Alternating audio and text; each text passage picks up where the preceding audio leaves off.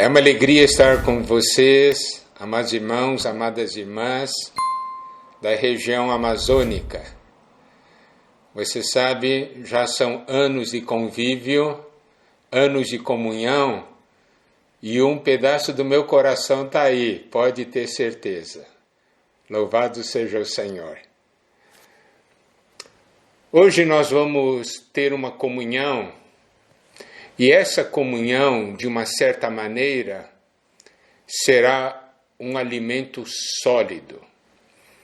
E por isso eu gostaria de pedir para os irmãos e irmãs que já têm mais experiência no Senhor, que depois possam ajudar os irmãos mais novos nessa palavra que nós vamos falar hoje. O tema é: o Senhor me livrará e me levará a salvo para o reino. Essa é uma visão extremamente elevada e uma visão extremamente profunda. Para que nós possamos entrar na realidade desse encargo, que é ver como Deus nos conduz em nossas vidas. Isso é importante por quê? Porque todos nós estamos passando por momentos difíceis.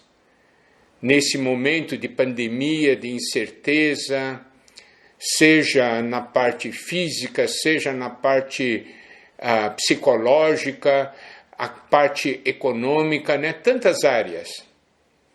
Nós precisamos conhecer a maneira como Deus conduz o seu povo.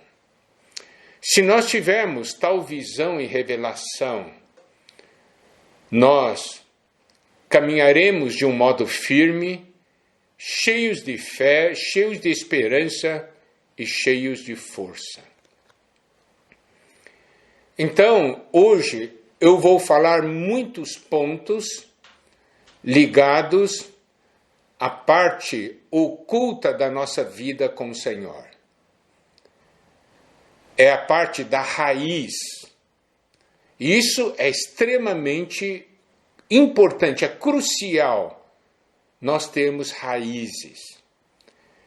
Essa não é a parte que os irmãos conseguem ver, porque é a parte da nossa vida com Deus. Primeiramente, eu vou abordar itens importantes e cruciais. Primeiramente, eu quero falar sobre os caminhos do Senhor. A importância de nós conhecermos os caminhos do Senhor. Em Salmo 103, versículo 7, nos é dito: manifestou os seus caminhos a Moisés e os seus feitos aos filhos de Israel. Olha só, manifestou os seus caminhos a Moisés e os seus feitos aos filhos de Israel. Os caminhos do Senhor são uma coisa, e os feitos do Senhor são outra coisa. Se nós conhecemos somente os feitos do Senhor, nós estamos vendo somente uma parte. Mas quando nós conhecemos os caminhos do Senhor, nós estamos conhecendo os fundamentos. E isso é muito importante. Eu vou falar depois da diferença entre esses dois pontos.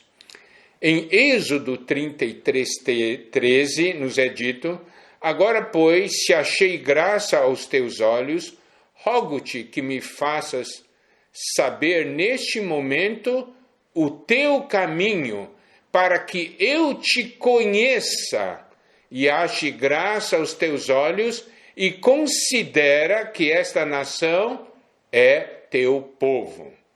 Aqui Moisés ora para que o Senhor mostre a ele o caminho do Senhor. Para quê? Para que eu te conheça, para que eu conheça o Senhor. Certo? E em Apocalipse, capítulo 15, versículo 3, nos é dito: e entoavam o cântico de Moisés, servo de Deus, e o cântico do Cordeiro, dizendo: Grandes e admiráveis são as tuas obras, Senhor Deus Todo-Poderoso, justos e verdadeiros são os teus caminhos, ó Rei das Nações. Aqui nós temos as obras do Senhor e nós temos os caminhos do Senhor. Os caminhos do Senhor são diferentes dos atos, das obras, dos feitos do Senhor. Os atos, as obras, os feitos do Senhor são as ações do Senhor, são as suas atividades. Agora, seus caminhos são os princípios pelos quais Deus age. Está vendo? Isso é diferente. Se você conhece somente as obras do Senhor, quando o Senhor faz algo que não está de acordo com o que você acha correto, você acha que o Senhor está errado. Você não concorda, você tem a sua fé abalada. Mas se você conhece os caminhos do Senhor, o Senhor pode fazer algo que não seja de acordo com seu gosto e sua vontade, mas você permanece firme.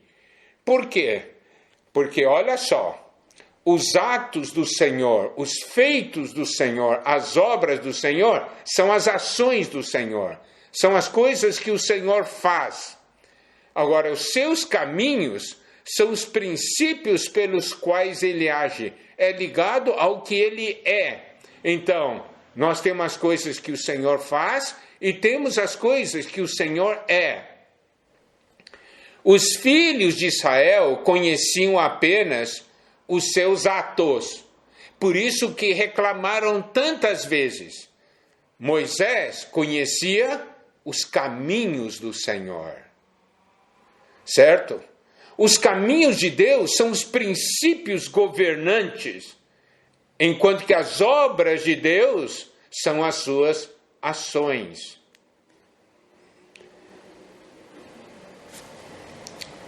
E, olha só, os caminhos de Deus são justos em seus princípios e verdadeiros em suas promessas. Por isso que em Apocalipse 15:3 diz: justos e verdadeiros são os teus caminhos, ó Rei das Nações. Agora, as obras do Senhor são grandes e admiráveis. Está vendo? Isso é importante nós sabermos. Eu quero então falar uma coisa, amados irmãos, amadas irmãs. Quando nós passamos a conhecer a Deus, nós passamos a conhecer os seus caminhos.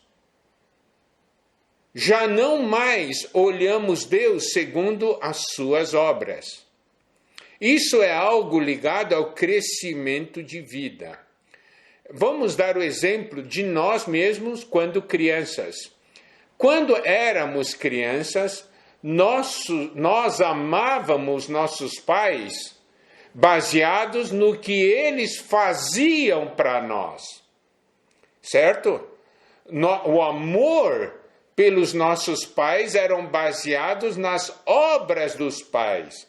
E quando o pai fazia alguma coisa que não era do nosso gosto, nós dizíamos: eu não gosto mais de você. Você não vê muita criança fazer isso? Faz o bico, reclama, diz: eu não gosto mais de você. Por quê? Porque o amor dele pelos pais é baseado no que os pais fazem. Mas depois, quando nós crescemos, nós passamos a amar nossos pais por aquilo que nossos pais são, já não mais por aquilo que eles fazem. Por isso, na nossa vida, é muito importante nós conhecermos os caminhos do Senhor. Porque é quando nós conhecemos os caminhos do Senhor que a nossa jornada se torna estável e o nosso amor para com o Senhor permanece também estável. Se nós conhecemos somente as obras do Senhor, o inimigo se aproveita e penetra e faz com que nós duvidemos do amor de Deus, faz com que nós duvidemos do poder de Deus, tá certo? E outras tantas coisas. Salmo 25, versículo 4 diz: Faze-me, Senhor, conhecer os teus caminhos, ensina-me as tuas veredas. Isso é muito importante, sabe? Nós orarmos, faze-me, Senhor, conhecer os teus caminhos. E essa oração que Moisés fez em Êxodo 33:13. Agora, pois, se achei graça aos teus olhos, rogo-te que me faças saber, neste momento, o teu caminho, para que eu te conheça. Como o povo de Israel conhecia somente as obras do Senhor, eles punham em dúvida o amor do Senhor a todo momento. Ah, veio para fazer a gente morrer no deserto. Ah, está fazendo a gente passar fome. Está vendo? Quando Paulo fala as afirmações, o Senhor me livrará e me levará salvo para o reino, é porque ele conhecia os caminhos do Senhor. Ele não julgava pelas obras do Senhor, tão somente e aquilo pelos quais, e as situações pelas quais ele passava. Agora, quer ver? Vou ler Salmo 90, versículos 14 até 17.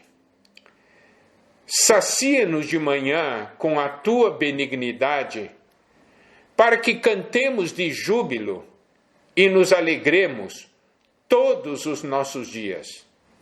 Agora preste atenção a esse versículo 15 que eu vou ler. Alegra-nos por tantos dias quantos nos tens afligido, por tantos anos quantos suportamos a adversidade. Aos teus servos apareçam as tuas obras, e a seus filhos a tua glória. Seja sobre nós a graça do Senhor nosso Deus, confirma sobre nós a obra das nossas mãos. Sim, confirma a obra das nossas mãos. Aqui o salmista diz: alegra-nos por tantos dias quantos nos tens afligido, por tantos anos quantos suportamos a adversidade. Isso quer dizer o quê? Senhor, o Senhor nos afligiu por muitos dias. Agora, Senhor, nos dá alegria por tantos dias quanto nós passamos de aflição. E também por tantos anos quanto nós suportamos a adversidade, agora nos faz alegrar outros tantos anos.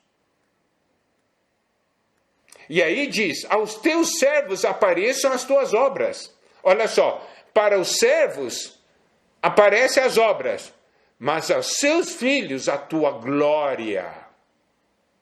Isto é, conhecer o Senhor, conhecer os caminhos do Senhor. Para isso, então, vamos ver como são os caminhos do Senhor. Quais são os princípios que regem a ação de Deus? Versículo 15 diz: alegra-nos por tantos dias quanto nos tens afligido. Primeiro vem a aflição, depois a alegria. Primeiro vem a adversidade, depois a alegria. Então, vamos ver 1 Samuel capítulo 2, versículos 6 a 8.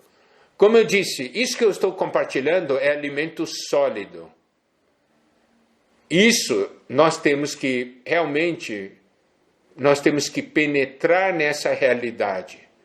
Daí nós veremos muitas coisas. Por isso é necessário que os irmãos ajudem os mais novos nessa palavra. 1 Samuel 2, 6 a 8 nos mostra quais são os princípios que regem a ação de Deus. Versículo 6. O Senhor é o que tira a vida e a dá, faz descer a sepultura e faz subir. Está vendo a ordem das coisas? Primeiro ele tira, para depois dar. Primeiro nos faz descer, para depois nos fazer subir. Versículo 7. O Senhor empobrece e enriquece, abaixa e também exalta. Levanta o pobre do pó e desde o monturo exalta o necessitado para o fazer assentar sobre os príncipes, para o fazer herdar o trono de glória, porque do Senhor são as colunas da terra e assentou sobre elas o mundo.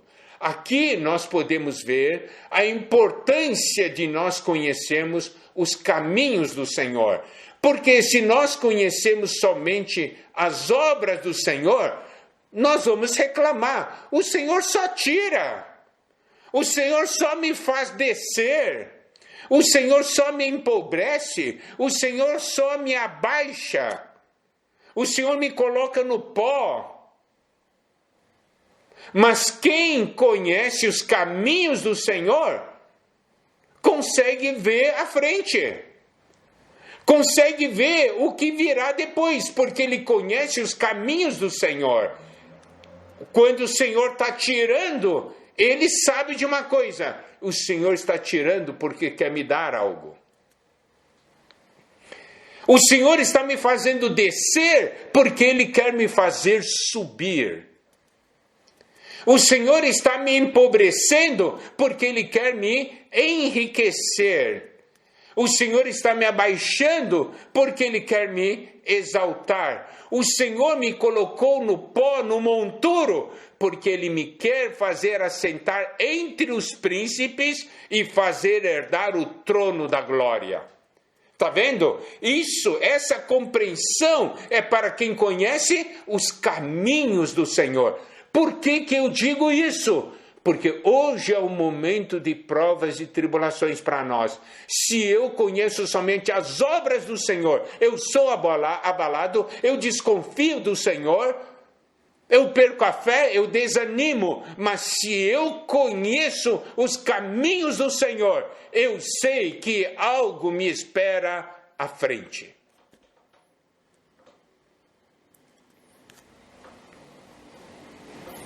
E olha só, esse princípio que apresentamos em 1 Samuel 2, tem em outras porções da palavra. Olha só, Oséias, capítulo 6, versículos 1 a 3. É uma porção conhecida. Vinde e tornemos para o Senhor. Olha só, porque ele nos despedaçou. Mas o versículo continua. E nos sarará. Fez a ferida e a ligará. Depois de 2 dias, nos revigorará. E ao 3º dia, nos levantará e viveremos diante dele. Conheçamos e prossigamos em conhecer ao Senhor, como a alva a sua vinda é certa, e ele descerá sobre nós como a chuva serôdia que rega a terra. Está vendo aqui esse mesmo princípio? Ele primeiro nos despedaça, depois nos sara. Ele faz a ferida, depois liga. Depois de 2 dias, ele nos revigora e no 3º dia nos levanta e nos faz viver diante dele. Isso é para quem conhece os caminhos do Senhor. Por isso que aqui diz, conheçamos e prossigamos em conhecer ao Senhor. É muito importante que conheçamos os caminhos do Senhor e não somente as suas obras. Nós sabemos que o nosso Senhor, ele ressuscitou no terceiro dia, certo? Ele é a realidade do terceiro dia. E isso é algo de grande importância.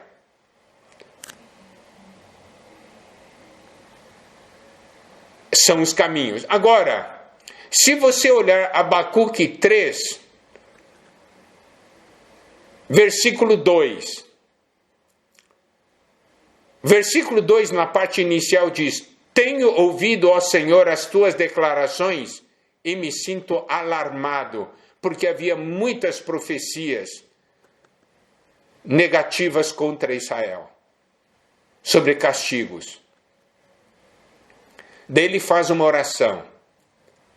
Aviva a tua obra, ó Senhor, e no decorrer dos anos, e no decurso dos anos, faze-a conhecida. E na tua ira, lembra-te da tua misericórdia. É uma oração por avivamento.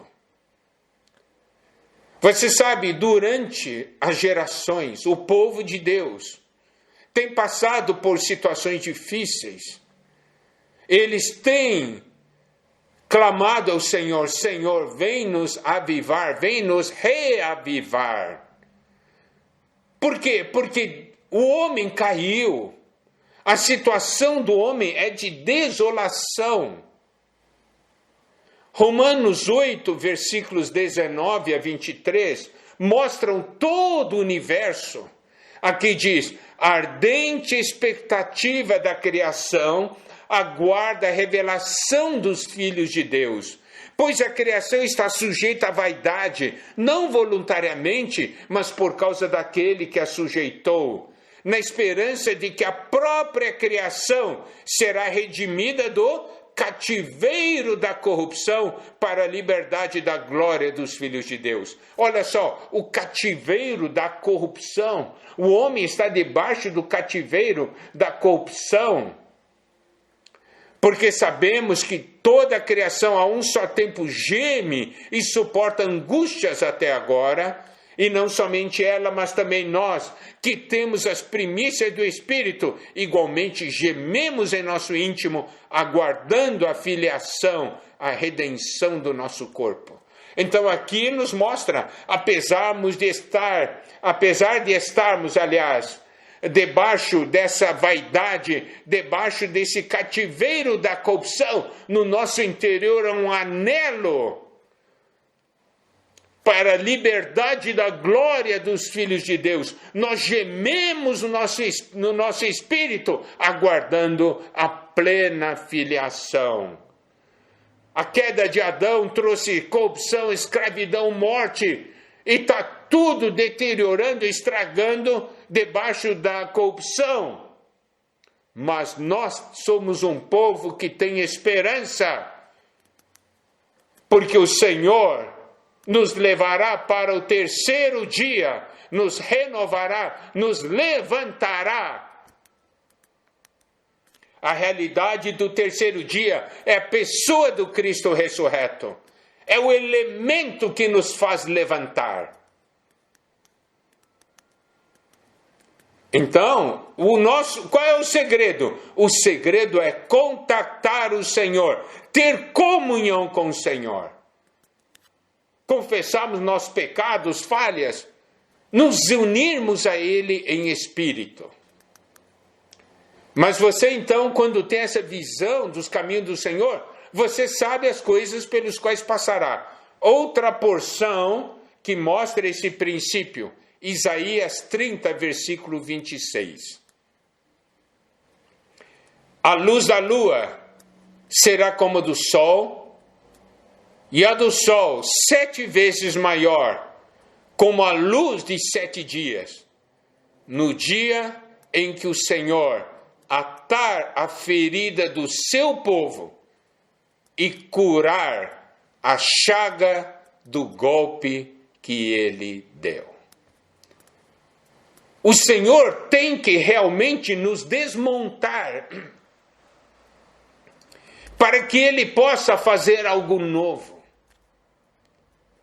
Nós sabemos que sol tipifica Cristo e a lua tipifica a igreja.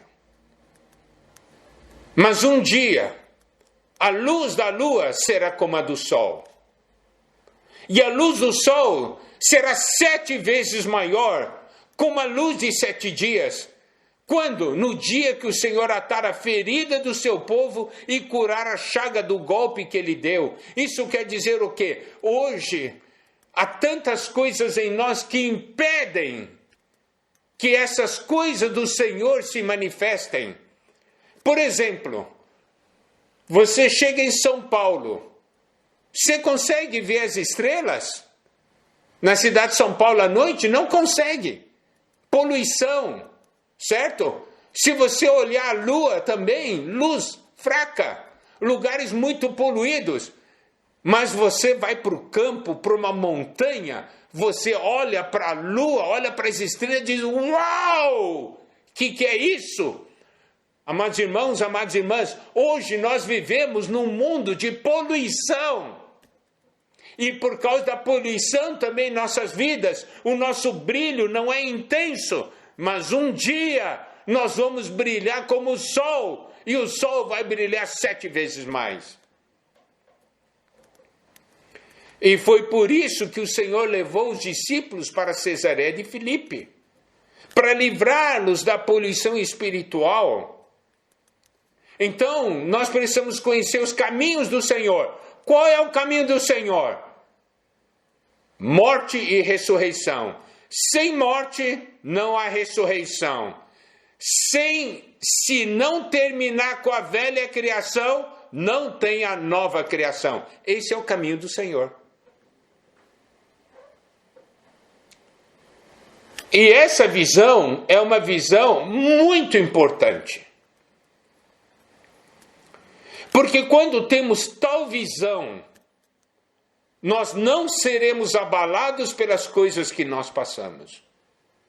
Porque conhecemos nosso Deus. Agora, eu vou dizer uma coisa.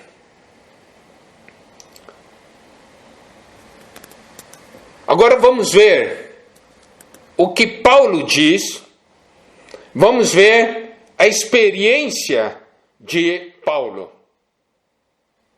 Olha só o que diz Paulo sobre as perseguições, as coisas dele. 2 Timóteo 3, versículos 10 e 11.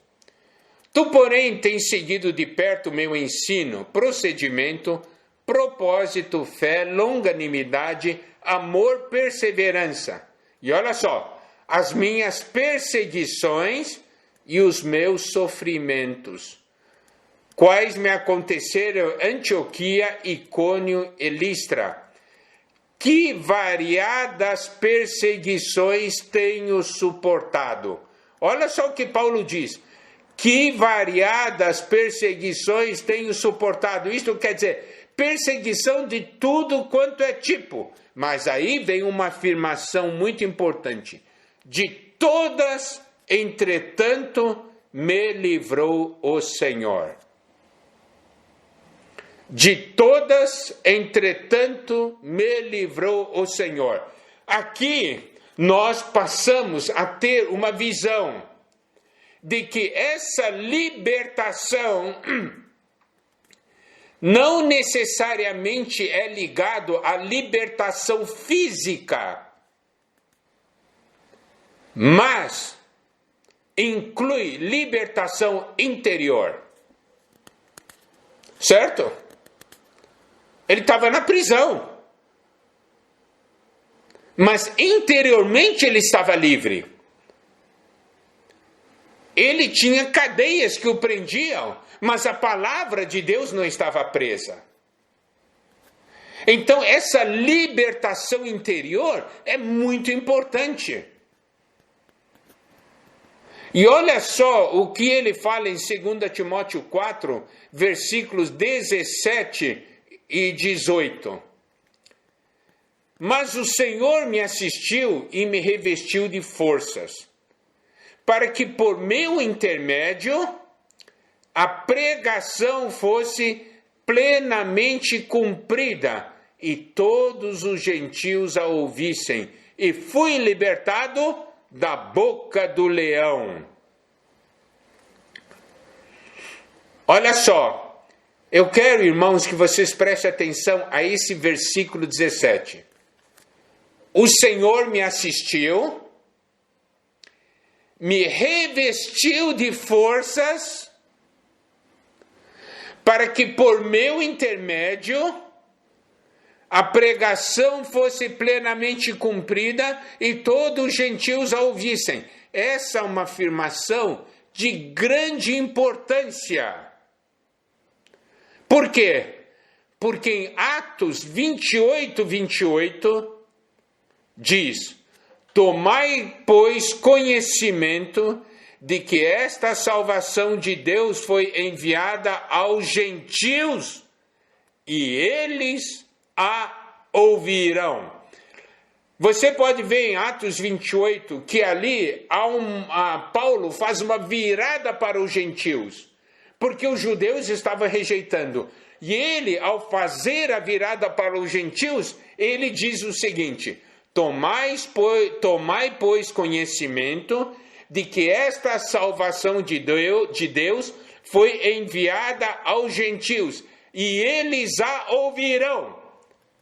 O Senhor diz, o Paulo falou, eu vou levar, e eles a ouvirão, porque não haviam ouvido ainda. Mas em 2 Timóteo 4,17, aqui diz, para que por meu intermédio a pregação fosse plenamente cumprida, e todos os gentios a ouvissem.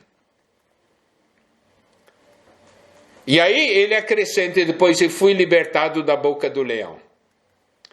Você pode ver, essa libertação é uma libertação para cumprir o propósito de Deus em nossas vidas. É para cumprir a missão de Deus em nossas vidas. Não quer dizer necessariamente libertação física. Versículo 18 daí diz, o Senhor me livrará também de toda obra maligna e me levará salvo para o seu reino celestial. A ele, glória pelos séculos dos séculos. Amém. Você pode ver, ele fala isso, mas antes disso, ele falou que o momento da partida dele havia chegado. E nós sabemos que ele foi martirizado. Daí você diz, mas ele foi libertado? Você sabe, o martírio dele foi a libertação dele. Por quê? Você pode ver, ele estava cumprindo a missão que o Senhor deu. O Senhor deu a ele a libertação interior para que cumprisse a missão que Deus o havia dado para essa terra. Ele disse, ali em Atos 28, os gentios a ouvirão.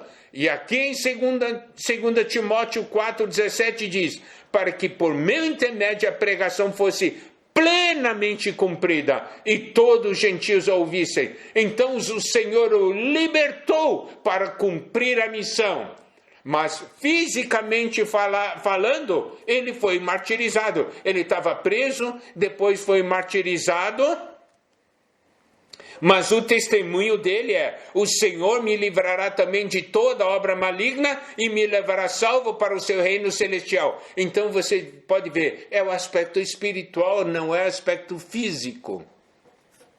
Então hoje, quando passamos pelas dificuldades, amados irmãos, amadas irmãs, você busca a libertação física ou a libertação espiritual? O Senhor me livrará também de toda obra maligna e me levará salvo para o seu reino celestial. Sabe? Ele estava preso quando estava aqui nessa terra. Ele estava ali em cadeia, estava naquela prisão. Ele foi perseguido. Mas quando ele foi martirizado, você sabe qual deve ter sido o testemunho dele? Livre. Estou finalmente livre. Não tenho mais a carne para me prender. Não tenho mais um mundo para me prender.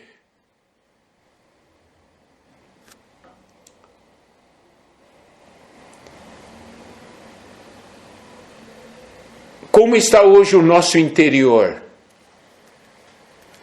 As dificuldades exteriores nos prendem espiritualmente. Lembre-se, olha só o que Paulo falou. O Senhor me assistiu e me revestiu de forças.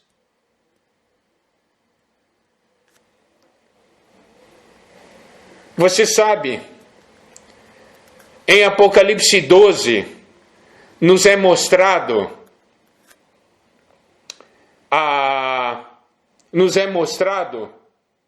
os vencedores. A partir do versículo 10, então ouvi grande voz do céu proclamando: agora veio a salvação, o poder, o reino do nosso Deus e a autoridade do seu Cristo, pois foi expulso o acusador de nossos irmãos, o mesmo que os acusa de dia e de noite diante do nosso Deus. Eles, pois, o venceram por causa do sangue do Cordeiro, por causa da palavra do testemunho que deram, e mesmo em face da morte, não amaram a própria vida. Nós vemos aqui esses vencedores, as 3 armas dos vencedores: o sangue, a palavra e não amar a própria vida da alma, isto é, negar a vida da alma. Você sabe, essas 3 armas estão nas epístolas de Paulo a Timóteo. Primeiramente, fala, quando venceram por causa do sangue do Cordeiro. Isto é, vencer por meio da graça. 2 Timóteo 2,1 diz: tu, pois, filho meu, fortifica-te na graça que está em Cristo Jesus. E, na questão ligada ao sangue, ao perdão, 1 Timóteo 1, versículos 12 a 15. Sou grato para com aquele que me fortaleceu, Cristo Jesus nosso Senhor, que me considerou fiel, designando-me para o ministério. Preste atenção agora. A mim, que noutro tempo era blasfemo, perseguidor e insolente, mas obtive misericórdia, pois o fiz na ignorância, na incredulidade. Transbordou, porém, a graça de nosso Senhor com a fé e o amor que há em Cristo Jesus. Fiel é a palavra e digna de toda aceitação, que Cristo Jesus veio ao mundo para salvar os pecadores, dos quais eu sou o principal. Então ele diz: eu sou o principal dos pecadores, mas eu obtive graça, transbordou a graça, certo? Eu tive misericórdia. E eu fui salvo, eu, o principal dos pecadores. Isto é vencer por meio do sangue. Ele que era blasfemo, perseguidor e insolente. Só que aqui ele aplicou de uma maneira prática essa primeira arma dos vencedores. Segunda arma dos vencedores é a palavra de Deus. Palavra do testemunho. 2 Timóteo 3, versículos 14 a 17. Tu, porém, permanece naquilo que aprendeste e de que foste inteirado, sabendo de quem o aprendeste, e que desde a infância sabes as sagradas letras, que podem tornar-te sábio para a salvação pela fé em Cristo Jesus. Toda a Escritura é inspirada ou soprada por Deus, útil para o ensino, para a repreensão, para a correção, para a educação na justiça, a fim de que o homem de Deus seja perfeito e perfeitamente habilitado para toda boa obra. Você pode ver aqui alguém equipado com a palavra. Terceiro, não amar a própria vida, isto é, negar a vida da alma. Isso está ligado a 2 Timóteo 3, versículos 10 e 11. Tu, porém, tens seguido de perto o meu ensino, procedimento, propósito, fé, longanimidade, amor, perseverança, as minhas perseguições e os meus sofrimentos, quais me aconteceram em Antioquia, Icônio e Listra. Que variadas perseguições tenho suportado. De todas, entretanto, me livrou o Senhor. Aqui fala que Timóteo seguiu de perto a Paulo, porque Paulo seguia de perto a Cristo. Aí nós fazemos o vínculo com Mateus 16, 24 e 25. Então disse Jesus a seus discípulos: se alguém quer vir após mim, a si mesmo se negue, tome a sua cruz e siga-me, porquanto quem quiser salvar a sua vida, perdê-la-á, e quem perder a vida por minha causa, achá-la-á. Isto é, você segue o Senhor, nega a si mesmo, toma a cruz, não ama a sua própria vida. Isso está ligado com 2 Timóteo 3,10. Você segue de perto as perseguições, os sofrimentos, mas você continua seguindo, porque você está seguindo o Senhor. Está vendo? É uma aplicação prática dessas 3 armas. Se hoje nós queremos andar, chegarmos salvos até o reino, precisamos conhecer os caminhos do Senhor, certo? Nós precisamos saber também de que tipo de libertação Deus nos dará e como nós vencemos o inimigo. O que nós não podemos fazer, principalmente nessa última arma, que é não amar a própria vida da alma, e isso vem através de seguir o Senhor, negar a si mesmo, tomar a cruz e seguir o Senhor. A importância é seguir o Senhor de perto. Mateus 26, 58 diz: mas Pedro o seguia de longe até o pátio do sumo sacerdote e, tendo entrado, assentou-se entre os serventuários para ver o fim. Pedro negou o Senhor. Por quê? Porque aqui ele seguiu o Senhor de longe. Pedro sempre seguiu o Senhor de perto, mas agora nesse momento de que o Senhor foi preso, dificuldade, ele seguiu de longe. Por que seguiu de longe? Não se compromete. Quem segue de perto está comprometido em seguir até o fim. Nós estamos olhando essa nossa jornada para o reino. O Senhor vai nos livrar, mas é a maneira dele, não é a nossa maneira. Como eu falei, esse é um alimento sólido.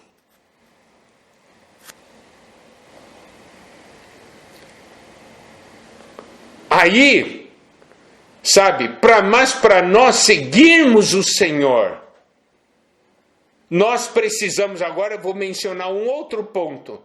Nós precisamos ter uma comunhão íntima com o Senhor. E aí eu quero aplicar a parábola das virgens. Na parábola das virgens, Mateus 25, de 1 a 9. Então o reino do céu será semelhante a 10 virgens que, tomando as suas lâmpadas, saíram a encontrar-se com o noivo. 5 dentre elas eram nécias e 5 prudentes.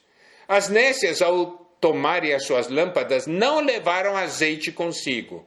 No entanto, as prudentes, além das lâmpadas, levaram azeite nas vasilhas. Tardando o noivo, foram todas tomadas de sono e adormeceram. Mas à meia-noite ouviu-se um grito: eis o noivo, saí ao seu encontro.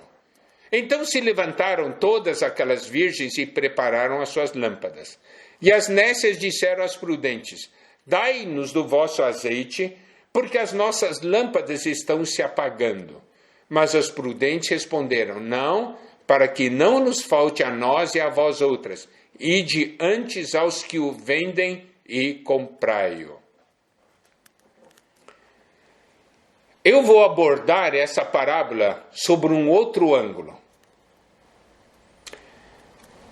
As nécias só tinham lâmpadas. Lâmpadas são visíveis à noite. As prudentes tinham lâmpadas, mas tinham as vasilhas. E nessas vasilhas estavam o azeite. Então, olha só. As nécias só tinham a parte visível. E as prudentes tinham uma parte visível, que era a lâmpada, e tinha uma parte invisível, que eram as vasilhas. Vasilha não brilha de noite. Está vendo? A lâmpada brilha. Você consegue ver a lâmpada, mas você não consegue ver a vasilha. Mas na vasilha é que está o azeite. Então, aqui nos mostra o viver, isto é, a parte visível do nosso viver e a parte invisível do nosso viver. A parte visível do nosso viver é a parte que todo mundo enxerga. As pessoas do nosso lado, os irmãos, tudo. Essa é a parte visível. Mas a parte invisível é a parte que é minha história com Deus. É nessa parte invisível que está o azeite.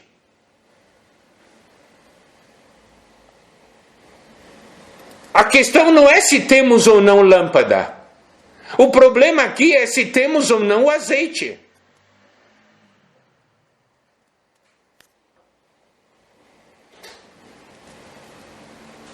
Agora, hoje, como podemos saber como está o nível do nosso azeite? Quando o problema perdura, a lâmpada ainda continua brilhando? Se a sua lâmpada consegue brilhar depois de 1 ano, 2 anos, 3 anos, 5 anos de sofrimento, isso é sinal de que você tem azeite. Mas se você passou 3 dias na dificuldade e aí já fica revoltado e tudo, isso é sinal de que você não tem azeite, você só tem lâmpada. Provérbios 24:10 diz o seguinte: se te mostras fraco no dia da angústia, a tua força é pequena. Se te mostras fraco no dia da angústia, a tua força é pequena. Irmãos, eu estou falando de alimento sólido, tá? Vocês têm que ajudar os irmãos mais novos nessas porções todas. Eu estou indo fundo essa vez, porque é necessário termos tal visão. Bom, olha só o que as prudentes falaram para as nécias. No versículo 9, não, para que não nos falte a nós e a vós outras. Ide antes aos que o vendem e comprai-o. Então, onde você pode comprar azeite hoje? Porque naquele dia, o negócio já está meio tarde, vai perder o reino. Mas onde você pode comprar o azeite hoje? Então vamos ver algumas porções tá, da palavra. Indicações da palavra. Primeiro, é no meio das tribulações que nós temos oportunidade de comprar azeite. É no meio dos sofrimentos que nós temos chance de comprar azeite. Olha só, Jó 35:10. Preste atenção nesse versículo. Mas ninguém diz: onde está Deus que me fez, que inspira canções de louvor durante a noite?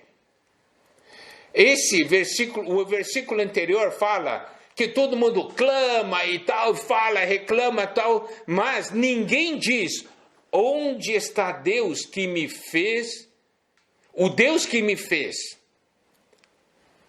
que inspira canções de louvor durante a noite, quando está tudo escuro, quando está tudo difícil. O nosso Deus, que é o nosso Criador, Ele é o Deus que inspira canções de louvor. Isto é, Ele é aquele que nos supre o azeite.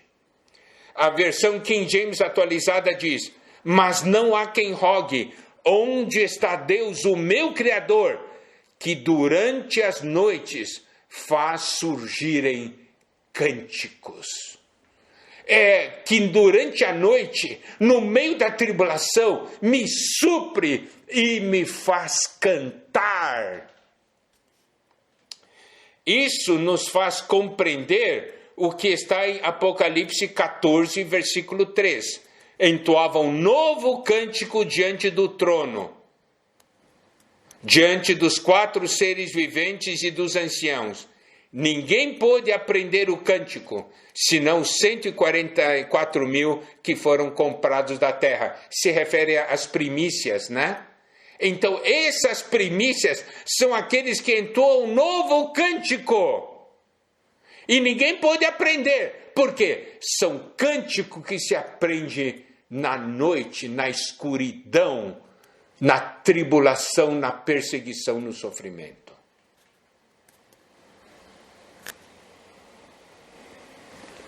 Os irmãos estão compreendendo?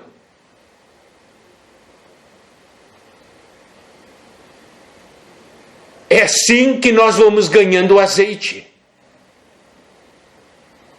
Outra porção, 1 Pedro 5,10. Ora, o Deus de toda a graça, que em Cristo vos chamou à sua eterna glória, depois de terdes sofrido por um pouco, Ele mesmo vos há de aperfeiçoar, firmar, fortificar e fundamentar.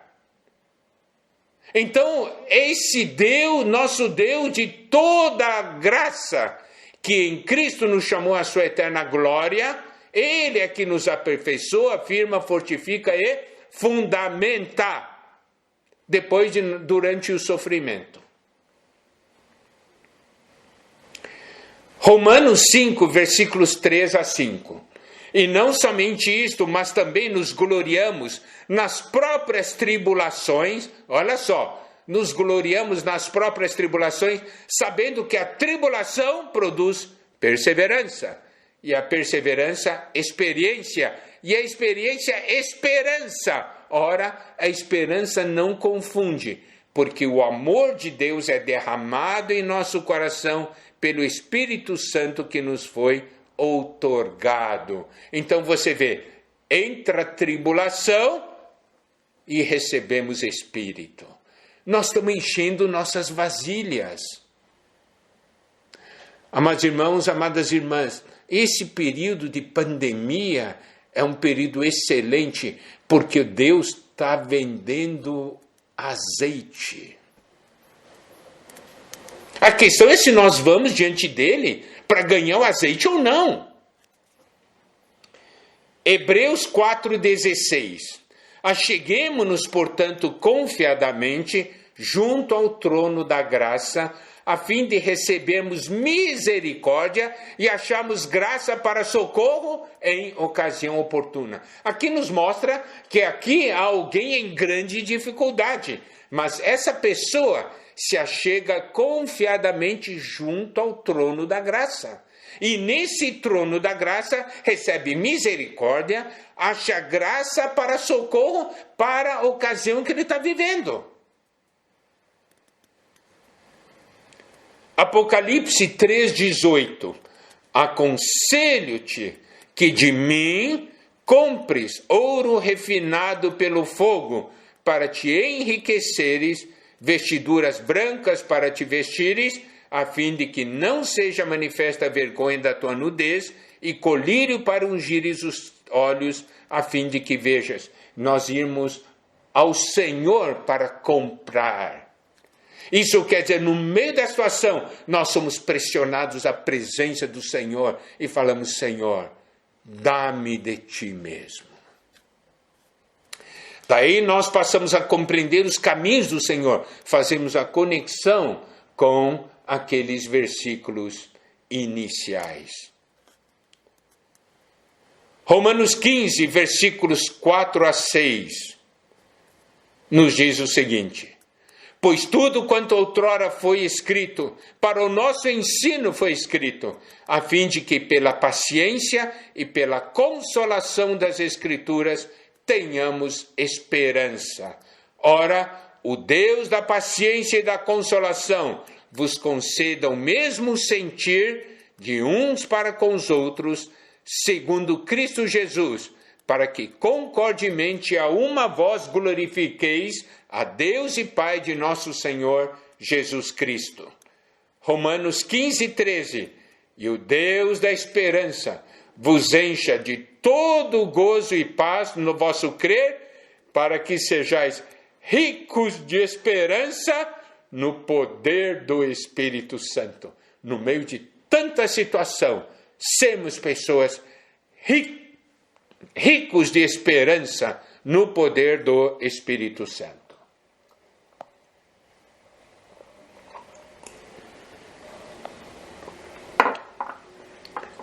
Mas, irmãos,